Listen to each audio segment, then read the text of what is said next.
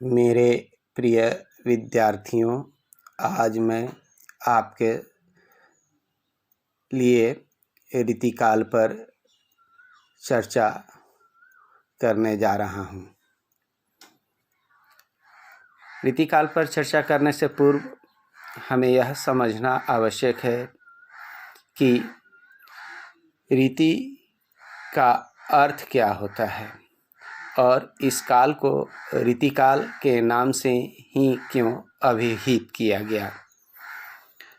रीति का शब्दार्थ है प्रणाली, पद्धति, मार्ग, पंथ, शैली आदि।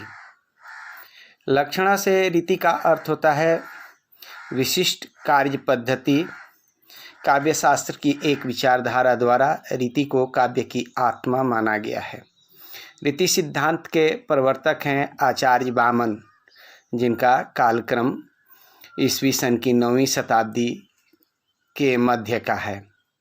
उनके अनुसार रीति विशिष्ट पद रचना है। इस प्रकार रीति गुणों पर आधारित संबंधित है। रीति का दूसरा संबंध पद रचना से है। यह समास पर निर्भर है। अतः कुछ आचार्यों ने समासहीनता, स्वल्प समासता, दीर्घ समासता के रूप में रीतियों को देखा है। भरत मुनि 4वीं शताब्दी ईस्वी से लेकर विश्वनाथ 12वीं शताब्दी ईस्वी आदि आचार्यों ने विभिन्न प्रदेशों के संदर्भ में वैदर्भी, गौड़ी, पंचाली आदि रीतियों का वर्णन किया है। हिंदी साहित्य में रीति का प्रयोग विशेष अर्थ में हुआ है। यहाँ पर रीति का तात्पर्य लक्षण देते हुए या लक्षण को ध्यान में रखकर लिखे गए काव्य से होता है। इस प्रकार रीति काव्य वह काव्य है जो लक्षण के आधार पर अथवा उसको ध्यान में रखकर रचा जाता है। अलंकार, रस, ध्वनि का मत है कि भले ही केशवदास ने सर्वप्रथम रीति ग्रंथ की रचना की, परंतु हिंदी में रीति ग्रंथों की परंपरा इसके 50 वर्ष बाद चली और वह भी एक भिन्न मत को मानकर चली, जिसे रसमत कहा जाता है। रसमत का अनुसरण करते हुए सर्वप्रथम रीति ग्रंथ कवि कुल कल्पराश लिखने वाले आचार्य चिंतामणि त्रिपाठी थे। अतः वही हिंदी के रीतिकाल का आरंभ माना जाना चाहिए। यह भी ध्यातव्य रहे कि केशवदास और चिंतामणि के बीच के समय 50 वर्षों में कोई रीति ग्रंथ नहीं लिखा गया। हम आचार्य शुक्ल प्रभृति विद्वानों के मत का सम्मान करते हैं, परंतु हमारा मत है कि भले ही केशवदास से 50 वर्षों पूर्व रीति काव्य की परंपरा चली, परंतु रीति ग्रंथ की रचना का मार्ग तो उन्होंने ही प्रशस्त किया। और फिर यह भी संभव है कि कई शोधों में उक्त 50 वर्षों की कालावधि में रचित कोई रीति ग्रंथ मिल जाए। अतः हमारा सुनिश्चित मत है कि केशवदास रीति रचना के प्रथम आचार्य एवं रीति ग्रंथ परंपरा के प्रवर्तक हैं तथा रीतिकाल का समय सन 1600 ईस्वी से 1850 ईस्वी तक है। अतः मोटे तौर पर रीतिकाल का समय जहांगीर के शासनकाल के अंतिम चरण से लेकर प्रथम स्वतंत्रता संग्राम सन 1857 ईस्वी तक का माना जाता है। किसी भी काल का आगमन एकाएक नहीं होता है। रीतिकाल का भी आगमन एकाएक नहीं हुआ था। रीतिकाल समृद्धि और विलासिता का काल है, जबकि भक्ति काल साधना का काल था।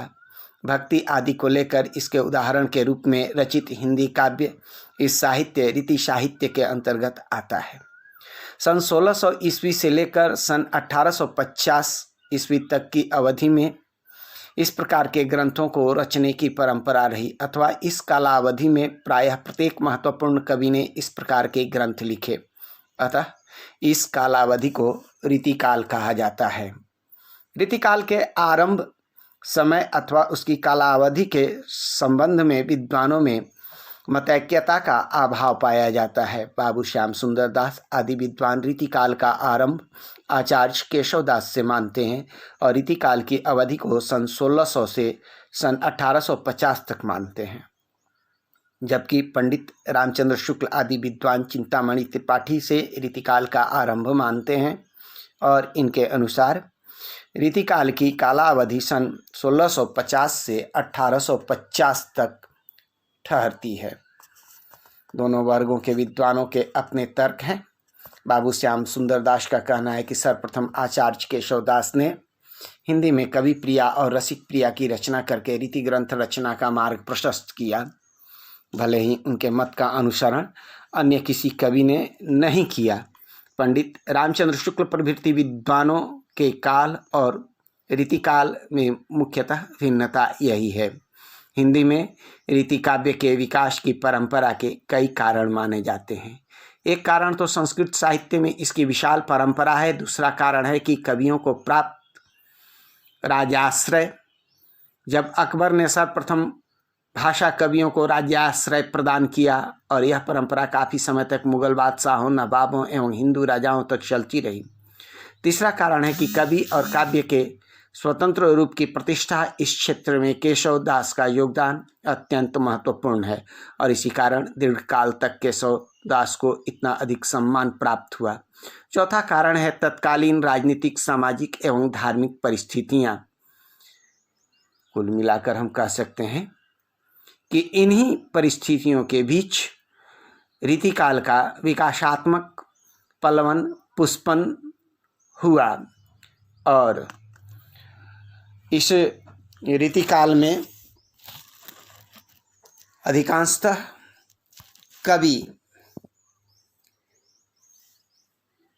राधा कृष्ण की भक्ति का प्रसार और प्रचार को भी अपना माध्यम बनाए। राधा कृष्ण श्रृंगार वर्णन की यह परंपरा जो संस्कृत साहित्य से या निम्बार्क संप्रदाय से प्रभावित होकर या जयदेव की गीत गोविंद की रचना से प्रभावित होकर हिंदी साहित्य के रीतिकाल में सहज स्वीकार की गई।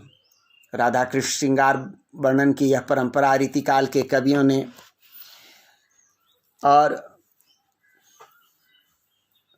भी सहज रूप से स्वीकार किया।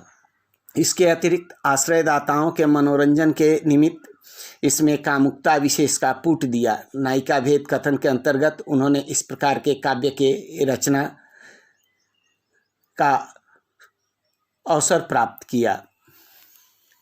वैसे रीतिकाल पर सूफियों का प्रभाव, फारसी कविता का प्रभाव, राजाश्रय का प्रभाव, मुगल शासन के वैभव का प्रभाव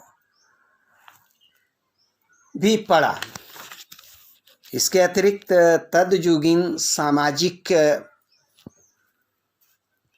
रीतियों और प्रवृत्तियों का भी प्रभाव रीतिकाल पर देखा जा सकता है। इस काल की रचनाओं को 3 प्रकार की रचनाओं में शामिल किया गया। रीतिसिद्ध रचनाएं, रीतिबद्ध रचनाएं और रीति मुक्त रचनाएं। और इन सभी प्रकार की रचनाओं के कवियों ने रीतिकाल को एक स्वर्णिम लक्ष्य तक पहुंचाने का काम किया। रीतिसिद्ध कवियों में जिन्होंने लक्षण उदाहरण के आधार पर काव्य की रचना की थी, उसमें केशवदास, देव, पद्माकर, मतिराम, भूषण और ग्वाल आते हैं। रीतिबद्ध कवियों में सेनापति और बिहारी लाल आते हैं और रीतिमुक्त कवियों में घनानंद, बोधा, आलम और ठाकुर का नाम आता है। इन्हें स्वच्छंद विचारधारा का कवि भी कहा जाता है। इन कवियों ने श्रृंगार रस को लक्ष्य करके समस्त काव्यांश निरूपण किया। इस काल में केवल एकमात्र कवि भूषण ऐसे कवि हैं जिन्होंने वीर रस को आधार रूप में अपनाया।